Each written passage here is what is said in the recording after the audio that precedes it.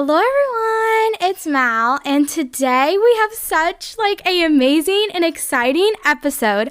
I am so excited for today's episode. It is amazing. Oh my goodness, I'm speechless right now. So today we have on, from the Queen's Treasures, we have on Joann Cartiglia. Joann, how are you? Hi, it's great. It's a beautiful day here in the Adirondacks. And how about by you? It's all right. It's rainy, it's stormy. But, it's okay. We're bringing the sunny vibes to this episode today. You always have a sunny vibe. Oh, thank you. So today we're going to get to know what the Queen's Treasures is about. If you are unfamiliar with the Queen's Treasures, we're going to introduce you to them. Then we're going to get to know Joann, what is her position in the company, and then we're going to talk about their iconic Little House on the Prairie collection. I am so excited for today's episode. Like I said, it's going to be such an amazing episode. I'm so excited to get into it. So I feel like without further ado, let's get started.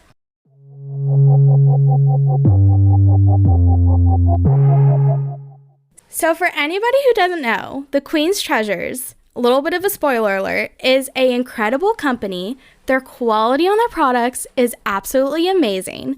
Joann, tell us more about the Queen's Treasures. We are a little company. Our name is out there, and we're in pretty much a lot of the retailers online. So if you Google us, you'll find us. But we are a teeny company that was literally started in my basement. In about 2003, I started selling stuff on the internet. And American Girl stuff was something I wanted my daughter to have everything, and we couldn't afford it. So I would search out and make things and do anything I could so that she could have, like the other little girls, all this cool stuff. That's when Pleasant Company owned the company, before Mattel bought it. So I am a product developer by trade. I worked with all kinds of different companies, from Gardener Supply catalog to Stonewall Kitchen to my friend's resort. I helped her bring in tables and chairs and whatnot. One of the times that I was visiting factories, I decided, you know what?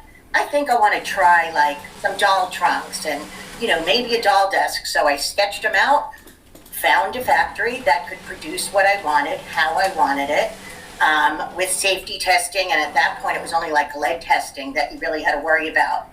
And I brought a 20-foot container to my house and emptied it into my garage. Oh my gosh. That is how the company started. I love that. That's such a sweet story. Oh my goodness. I started with nothing. We actually, I had opened a little teeny tiny gourmet gift store a million years ago. I'm old. And grew it into a multi-million-dollar gift company that I merged. It got so big that I needed more help. And I merged with these gentlemen and gave up control of the company. And it was a very, very, very bad thing. We lost everything. Yeah, my husband and I. So while I am sitting at home, not being able to find a job, I was in my early 40s, didn't have a college degree. All you people out there, get your college degrees, because it makes a difference when you are looking for a job, no matter what experience you have. So here I was, not being able to find a job. And I just decided, okay, I'm going to just do for other people what I did for my own company, and started this with literally not a dime. Literally, I think we started with $5,000 and just a lot of tenacity. I love That's that. the word. I love that. That's so inspiring. Because when I think of the Queen's Treasures, I think that it's a major doll brand out there. We're not. I mean, we're known. And we're known by collectors, particularly. I would love for the company to be bigger, but again, when you're a entrepreneur that doesn't have millions and zillions of dollars behind you, I'm a poor person with good ideas. Let's put it that way. I have more ideas than I have the finances to develop. So, and there was a couple of bad years there for us.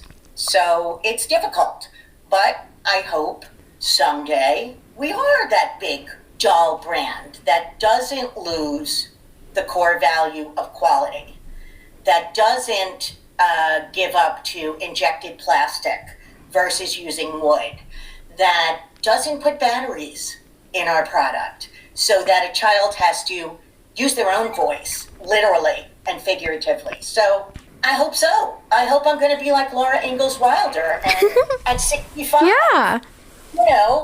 That's when she published her first book. So Yeah. I love that. I read on the Queen's Treasures website, I did some digging, I did some research before this. And I read on the Queen's Treasures website that you've made some charitable donations over the years. Yeah. You know what? To me, it's very, very, very important to give back. Mm-hmm. I'd rather know that I did something positive than put money in my pocket to use on something stupid. So actually the Little House line started because I wanted to promote for children women who change the world. And Laura Ingalls Wilder was like my favorite author, so I started there.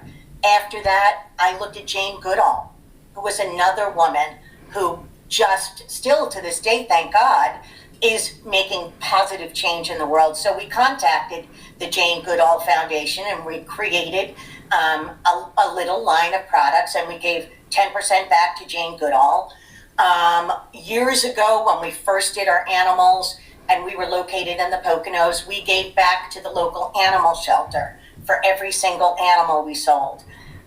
When Ukraine happened, that just broke my heart, seeing all these children just leaving their homes with a small little suitcase. And we put together a toy drive in conjunction with the Toy Association's Toy Foundation. And there was about 7 different companies, and we sent literally, my little company, we sent about $35,000 in toys overseas. We've given to Delivering Goods, which is an amazing foundation that gives to sick children and children in underserved areas and so on. So it's important to us. And it's something even my staff gets involved with. We haven't done it yet here in Northern New York yet because we're still getting settled in. We moved there a year ago. But we've done things like the whole team. We went in and HGTV'd the Salvation Army Family Shelter. Furniture and painting and, stuff like that. Yeah, I agree. That is so inspiring. That's one thing that I didn't even know that you guys did until I started researching and getting ready for this episode. And I was like, oh my goodness, this is awesome. This makes me love the Queen's Treasures more. I just love this. I think you have to give to give, not give for publicity or for notoriety. You have to give to give.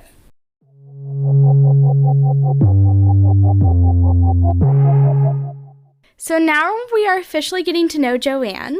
Joann, what is your role in the company? I am the president, founder, truck emptier, shipper, customer service person. I'm the queen of everything. Wow! We're a very hands-on company. I love that, and I love how involved you are, Because, you hear about these, other companies and, the founders are not really involved or they don't play a major role, but you are at the front and center of it. 100%. What does being the president / owner / founder / all of the above of the Queen's Treasures entail? It entails, I literally have my fingers, I'm not a micromanager, but I do have my fingers on everything. We're a small staff, so when a container comes in from a factory, I am unloading the container. I'm on the truck and I'm handing boxes and I'm, helping put them away. I'm vacuuming the warehouse. I'm, involved with the social media. I'm involved with, I do all the accounting myself. It involves everything, but my favorite thing to do is the design end. It's taking an idea and turning it into something 3-dimensional. That is my favorite thing to do, and I wish I could do that more. But, when you're a small company, you grab at the lowest hanging fruit at the time. And I work constantly. 7 days a week. So there you go. Wow. It's not glamorous. I don't have a tiara. What does a typical day look like at the Queen's Treasures? I was working remotely from upstate New York for a while, before it was a thing. Sometimes for a few months, renovated a house up here. And I just adore it up here. It's where my zen is. And my daughter was running my warehouse. So a typical day then would be roll out of bed, plop on the couch, and work all day on the computer. Now it's a little different. My daughter last year had said, you know what, Mom, I think I want to try something else. So, of course, I was super excited for her, but that meant bringing the company, up here, because I am now a permanent resident of upstate New York. So it's a little different now, but a typical day is getting up, and the first thing I do is get on the computer and look at emails and answer whatever is important to do. And then I get into a little bit of accounting, and then I'll head to the warehouse sometimes, not all the time, because I do get so much more work done when I'm just isolated. And I'll go outside in the afternoon when it's nice and do some gardening for 2 hours, and then I come back in and it's working until 10 o'clock at night. That sounds like a very busy day. It's a busy day. My fingers are on that computer constantly. So, What advice would you give someone who wants to work for a doll company? It depends on what role you want. But I think the most important things or qualities or characteristics would be a little self-deprecating, be enthusiastic, be creative, think outside the box, but always look at your results and say, how can I do it better? If you look at our first doll trunk, which was pretty darn good compared to what was out there, and our first desk, and you see how we have evolved, and we are ever evolving quality-wise, that's because I can look at something and see what's wrong with it. It doesn't mean you have to beat yourself up. It just means you have to look at what you did, how you did it, analyze it, and see if there's a way to do it better. That's the most important thing in any job. Always strive for quality. I mean, you're looking at somebody who came from a product development background of silicone spatulas and whisks and compost crocks and chairs and tables and whatnot, and I really knew nothing about the toy industry. So know that what you don't know, you can learn. Don't stop yourself because you're not an expert. Become an expert. And then, when you think you're an expert, make sure you know you're not. That there's always somebody out there that knows more, that can help you. Look at all the things you had to change as you went along. You know what I'm saying? Mm-hmm. So don't have an ego. I feel like the internet has so much ego people, or people who are just not their authentic selves anymore. You know what I mean? Trying to please an audience. Yeah. 1,000,000%. Yeah.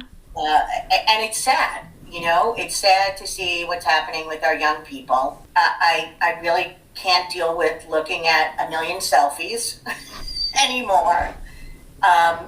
Take a picture of what God created that's beautiful beside yourself. Do something that's going to make somebody smile. Yes. You kind of talked about this earlier, but what is one thing that you hope to do while working for the Queen's Treasures? I hope, as my tagline says, I hope to bring back imagination and play. And what that means is I am deeply concerned at the number of children who do nothing but stay on an iPad or a phone. They're not learning how to play with other people. They're not learning how to play nice. When I was a kid and we didn't have these things, you went outside, you found a couple of other kids in the neighborhood, you played a game, you made up rules. If somebody was breaking the rules, you dealt with it. You learned how to interact with each other on a personal basis. You learned how to use your imagination because you didn't have a prompt telling you what to do. It wasn't about getting to the next screen. It was about getting to the next adventure. We didn't have a lot of money, when I was a child. And, my cousin had the Barbie dream house, and my sister and I took 2 end tables, put them together, and out of cardboard made steps and beds and furniture, and, and it was cool, but we used our creativity to do that. And I feel like if children could get back to playing with each other and get back to playing, a doll is something you can give a voice to. I think we need to get back to real play. As a childcare worker, I work in childcare with kindergarten through 4th grade, and I have the same perspective. When they get picked up, it's like, Mommy, can I have my iPad? Where's my iPad? It's like you were just having a good time 5 minutes ago before you left, interacting with all these other children, Yeah. It's an addiction. Yeah, for sure. And you get open to it very young. It's kind of concerning. Although I do have a computer on my lap for, 12, 14 hours a day. I'm addicted to work. Different things. As long as I'm making people happy. Yeah. Another thing that I think is so cool about Joann is that you serve on the Toy Association's Legislative Committee. Yes. And I've been doing that since 2015. There was a proposed, now understand again, I'm a person without unlimited financial means, in fact, very limited financial means. So finding a factory that would take a sketch and develop a product for me and, send them artwork for boxes and tell them how it's got to be packed for, whatever, and they do it. China was the only place I could go. And a lot of people poo-poo something that's made in China. However, the opposite side of that is I wouldn't have a company. There's not companies in the U.S. We're not built that way. We're not built to manufacture for others. We're not built to take somebody else's idea and just make it and make a little profit on it. China's product is labor. It's not a toy. It's the labor. That's their product. Anyway, there was a proposal to impose a 15% tax on every product that is imported. It was former President Trump's bring back, manufacturing to America.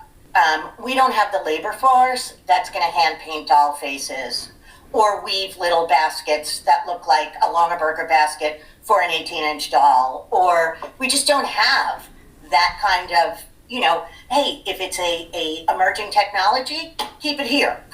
But you're not going to bring basket weavers and, vinyl factories or, you're just not going to bring that industry back. So that's when I got involved, because that was going to put me out of business, literally. If you add a 15% tariff, that means I'm paying 15% more, which means you as a consumer are literally likely going to pay 30% more because there has to be a markup on your cost. Otherwise, you're not profitable. That's when I got involved with the Toy Association, and I'm like the voice of the small business. There's all these big wigs and lawyers and Joann. But I've been able to see things emerging on the internet are very concerning that we have addressed and are still addressing, such as Congress. And that's, our company was growing. And then Congress changed the amount, the dollar value of what can come into the United States without filing any customs documents. And it went from $200 to $800. And that absolutely opened the floodgates for bad actors to create like items, send them to an Amazon fulfillment center or any other marketplace, and be able to offer them at a fraction of what I could sell something for, because I safety test every component of every product. It costs me $1 a pair of shoes in safety testing. They were selling shoes for $1.99. Wow. And I'm like, what is going on here? And they were able to, there are literally, I don't know the exact number, but I want to say 10 million packages a day or something like that. Some insane amount of packages coming into the United States a day that don't need any customs declaration, that can just get into the US market. It killed my business. It literally killed my business, because here is somebody on Amazon that's looking at a doll shoe for $1.99, and mine is $9.99, with free shipping, and they're not buying mine. So we got with Amazon. God bless Amazon. Walmart is now starting to do it too, but these marketplaces were allowing toy sellers to sell products that were not safety tested, and it's a law in the USA that your product has to be tested chemically and physically. These marketplaces are now requiring safety testing. They review the documents, which is amazing to me. We did the Shop Safe Act because we were part of that. Ours was the Santa Act, which was a little more inclusive, but one thing I learned about government is you take what you can when you can, and you just keep pushing for more. There are all these foreign sellers that are on the internet that will copy a listing, put it on their site, say they're selling it, and it's a scam. Oh my gosh. You just can't imagine the kinds of things that people do out there, and all of that has affected our business. I'm literally constantly with the IP departments of websites asking them to take listings down. While I was at the 50th anniversary of Little House, we were doing a giveaway with Little House on the Prairie, the official Little House on the Prairie, for Olson's Mercantile and a doll and a headshot of Allison. And all of a sudden on my phone is 28,000 people or 18,000 people at this event, and I'm in my booth with my husband, and all of a sudden I see people saying, hey, somebody told me I won. And I looked at our Facebook page. Somebody had copied our Facebook page, header and profile picture, and opened a Facebook page saying it was real estate. And then everybody who entered this contest, they were replying to them saying, you won. And they created a Google sheet of some sort. I think it was a sheet that said Google dot whatever, the Queen's Treasures. They wanted you to go there and then give their credit card information for verification. Oh my gosh. Then I'm looking on Amazon. These are the kinds of things that we're battling now. It's just absolute insanity. I was looking at Amazon, and it was saying, we didn't have the lowest price. There was someone out there lower. So I just started Googling to see, well, who is selling this for, And there is a company. It was the website was galecheap.com. However, the seller in the Google ad was the Queen's Treasures. It said the Queen's Treasures. When you clicked on it, it took you to a site that looked just like our site. It was all our product. The only thing it didn't have in the background was the background that we had. Everything else was the same. I had to find out the DNS and this and that and contact whoever was hosting this website to get it taken down. And I had to contact Google to take down these shopping ads. But somebody's going to think we were selling it. So it's more than just somebody copying your product now. It's people trying to scam at a brand's expense. And these are the things that we advocate for. I've learned that you can make a difference in government. You can. Knowing that the Shop Safe Act, which is the first phase of trying to protect consumers, was enacted. We want to expand on it because there's a lot more we have to do in order to make shopping safe. It just makes me feel good. It makes me feel like, yes, you little tiny Joann can go to Washington and you can have your little name in front of you and you could be talking to Customs and Border Protection, the top of the heap there, and you can tell them what's going on and you can educate them. Yeah. That's so crazy that happened. I'm so sorry that happened to you guys. Oh my gosh. It's not just me. It's a pandemic. Yeah. It's a pandemic of, the internet is the Wild West, sadly.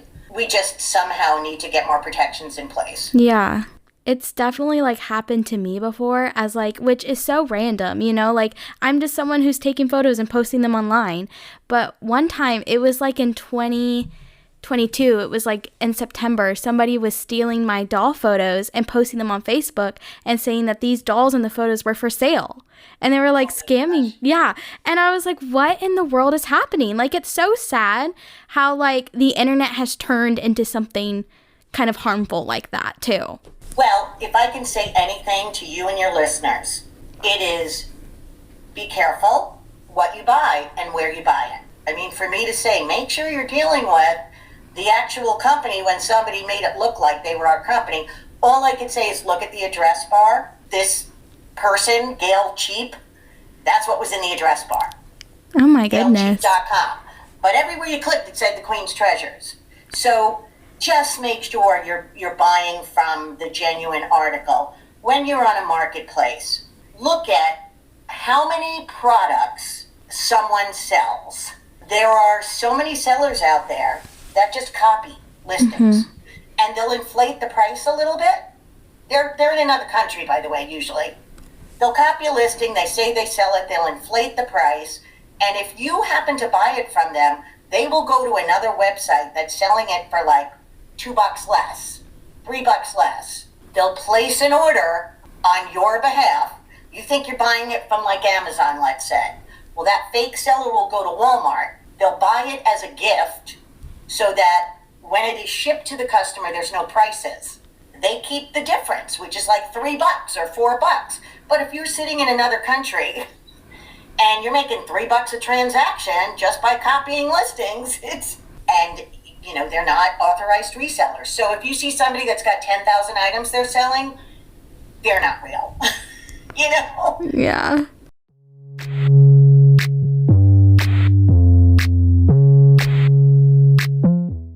We are now going to be talking about the iconic Little House on the Prairie collection. I think this is like the center and heart of the Queen's Treasures. It is. Yeah. And it's my heart, too. As a child, my sister worked for Doubleday, my oldest sister, and she brought me home the Little House on the Prairie books. And Laura Ingalls Wilder wrote them, and I started reading them, and I fell in love with them. And I've read them I don't know how many times throughout my life. But somebody like Laura Ingalls Wilder, who wrote about her life, this is a book that a child or a young teen could read and put themselves in a place that is completely unfamiliar. Now, as a kid, we were campers, and my mother would drag us to restorations all over the place, historic restorations. So I became like a history geek, and I love all things history. So knowing that somebody in 1953, at 65 years old, a woman, no less, could publish a series of books that's still popular today, that wound up becoming the most beloved TV series that is still on in I don't know how many different countries daily. And to see that I was not alone when I went to the 50th anniversary, that there are people that just, watch the show, read the books, that are just enamored by it. It was a simpler time. It was a hard life compared to our life now. And children can't imagine that. So rather than having them imagine something about space, I think it's important for us all to know where we came from. History is something you don't want to repeat, and we so often do. But if you can learn to appreciate how far we've come, again, it goes back to that, what can I do better? A child needs to know that. A child needs to know that their great-great-grandmother, had one pair of shoes and, didn't have a car or a telephone, or in some cases, cooked over a fire or a cook stove, or kids just can't imagine that. So that's what I want with this. I want a child to read the books, watch the show, be able to play along and live it out themselves. Maybe, hopefully their little doll cell phone is not in the mix there too. But Whatever works, as long as they're learning something about history. Because to me, again, your history is what makes you. So we need to know that. And it's what brings us forward, hopefully. I love that. I grew up watching the TV show.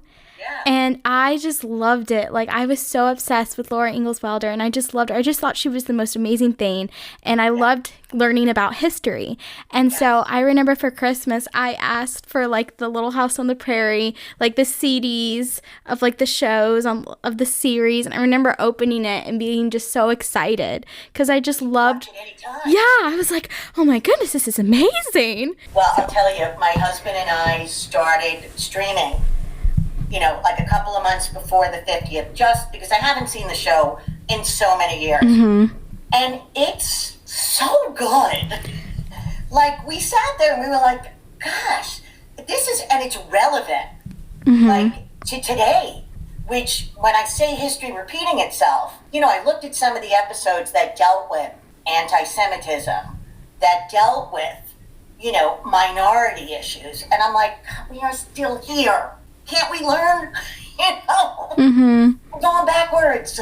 But it was very eye-opening to me to see it as an adult now, I watched a couple episodes a few weeks ago, and I was like, man, why did I stop watching this when I was little? Because life, how you, like, go in and out of things. Yes. Yeah, and so I was like, man, this is so good. I love it. Yeah, we're at Nellie's restaurant now.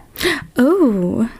That's a good one. Which, yeah. You never know what's going to happen at the Queen's Treasures. Oh, that brings us to our next question.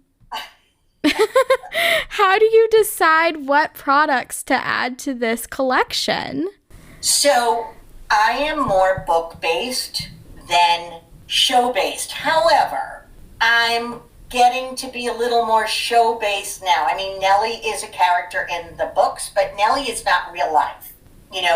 Michael Landon did take a lot of creative license and not stick completely, to the book. So I had to do Nellie. I just had to add her in there because, everybody needs a little bit of a naughty girl. Meaning, what I mean is the bad kid has to learn how to be a good kid. You know what I mean? Mm-hmm. Part of life. But the mercantile is probably, like, the favorite thing I've done because I just love setting up the store.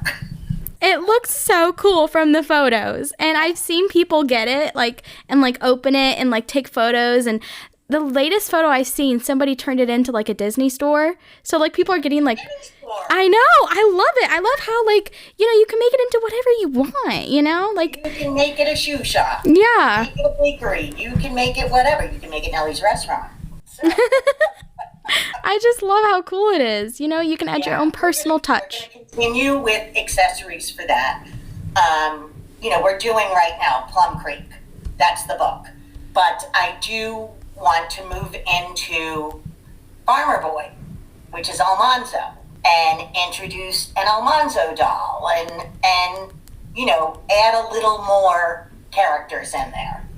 The sky is, like I said, if I won the lottery, I would just go crazy with this whole line. But we're trying to do it in a measured way that makes sense. And try to introduce the kids to different books. We came out with the little bear sets because they're 3+. They're age graded 3+. And I want little kids to read the My First Little House books just so that they get introduced as 2-year-olds, 3-year-olds, 4-year-olds, and then they can move into the other books and the larger dolls and the bigger stuff. But I really just think it's important. The whole historical, the story, the trials that family overcame. Most people had to overcome then. Your crop failed, you're done. Where's your money? Mm-hmm. What did you do? You pick yourself up, you dust yourself off, and you got dusty then. And you reinvent yourself, and you do something else. And I relate to that, because you don't know what's going to happen in the next day. You just got to have an attitude saying, just like they did in the books, life's a roller coaster. When you're going up, enjoy the ride, but know that at some point you're going to be descending a bit. There's always that next rise. Look at the downturn like, all right, let's get to the point where we're going back up again. And it happens. What is your favorite product from the line that you currently sell? At the moment, it's the Mercantile. But, the Laura doll, it's my favorite. But I like the mechanics of making a toy. And I really, really try to make things multifunctional. Because it's a lot of money to ask somebody to pay. And trust me, we don't work on a markup like the big guys do. Because we're producing 500, maybe 1,000 of a dress that's popular, maybe only 300. We're not producing in the tens of thousands. So we pay a lot for our stuff to get the quality we want. Plus, we safety test everything too. So according to law, I think, the fact that the Laura doll came with a box that turns into a bed, or the Mercantile itself does not have to be just Olson's Mercantile. It can be anything your imagination lets it be. And you can use the pieces outside of it for other things. And you can just make it the inside of a house if you wanted to instead of a store. So that's what we try to do with it, with toys. I remember getting my first Queen's Treasure product and just being amazed at all of the quality of it. I got it from my grandma. She bought it off Zulily, and it was like a cute little white pink flower cake. And then she bought me this little basket with this little pie. And I was like, this is so cute. You have the pie basket. Yes! Bringing it back. It's my favorite thing. We're bringing all our baskets back. Oh, yeah. I love that. Yeah, they're coming. Little bolts of fabric are going to be coming. We were going to do little electric, battery-operated lights, but now there is a new law. There's, button batteries, so it won't light. But we're going to have little lanterns and things like that. Yeah. That sounds so cute. We'll just move on from there. Alrighty, so you talked about going to the Little House on the Prairie 50th anniversary event. What was the event like? It was spectacular. I mean, it really was so amazing. Inside the community center in Simi Valley, they literally rebuilt the inside of the Ingalls home. Looked just like it does on TV, with the loft, the whole bit, the fireplace with the carving in it, Ma's little porcelain doll that was on the mantle. I mean, it was Pa's fiddle was there. They recreated the Olson's Mercantile. They recreated the schoolhouse. They had a little horse that my husband and I laughed about it because it was a horse sort of body, kind of from the neck up, that you could sit on, and there was a backdrop of Laura and the Prairie, and every single person took a picture of that thing. Our booth was right by it. It didn't matter how old they were climbing on that horse taking a picture. It was so fun. Lots of people with bonnets on and costumes and just enthusiasm and happiness, real happiness. Of course, almost the whole cast was there. It was amazing to see them. And just so nice, so nice. I mean, Melissa Gilbert has a lot going on right now. That's the only 50th anniversary that she's going to be able to attend. Aww. But Allison Arngren, she was Nellie. She is hysterical, and I love her to pieces so much. She's the friendliest, most down-to-earth human you're going to meet, and she just wants to have fun. And Dean Butler was, everybody. It was just really, really, really nice. And there was just a few vendors on the inside. We were on the inside, the licensed vendors were on the inside. Outside, they did panels with different actors with different topics, and that was, from what I understand, so great. Then there was a room where all the actors were, and you could take pictures and get autographs and so on. And they did a bus tour. I didn't get to go. I forget the name of the ranch now. Oh, Joann, where they filmed the actual show. From what I understand, they burned the sets. Michael Landon had the sets burned afterwards. I don't know. But they did put up facades of where the house sat and where the Olson's Mercantile was and stuff like that. They did put up facades. And you were able to at least, you couldn't get off the bus except in one spot, but you were able to drive around and literally be where they filmed the show. And you could see it happening, you know. Wow. So that was very, very popular. It was great. Like I said, the nicest group of people ever assembled. I mean, it was just a delight.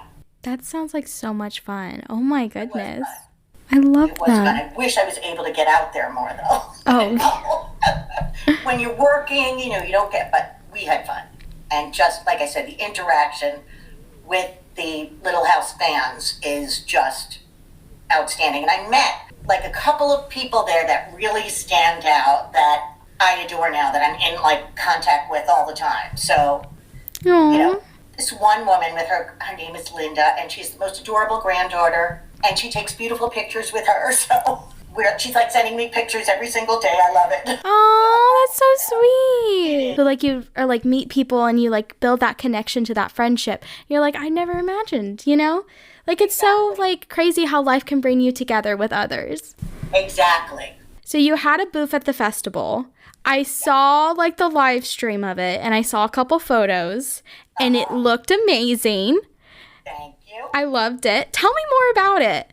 Like how did like it come up that you were going to be in the festival, have the whole booth with like everything? So the owner of the Little House brand, we're like one of his first licensees.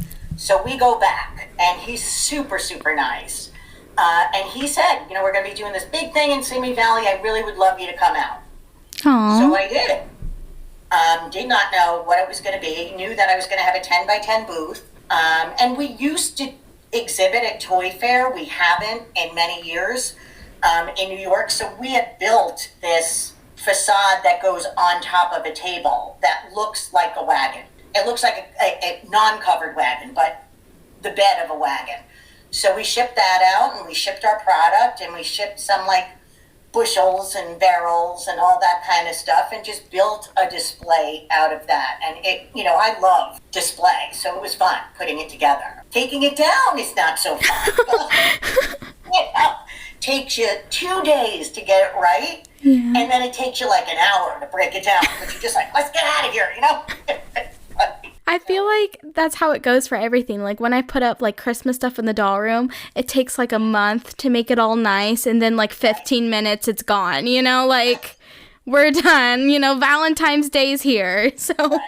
Well, it's kind of like a holiday. Once you get to the point where you're cooking the holiday dinner, you're spending like a couple of days preparing for it, and it's over in 20 minutes.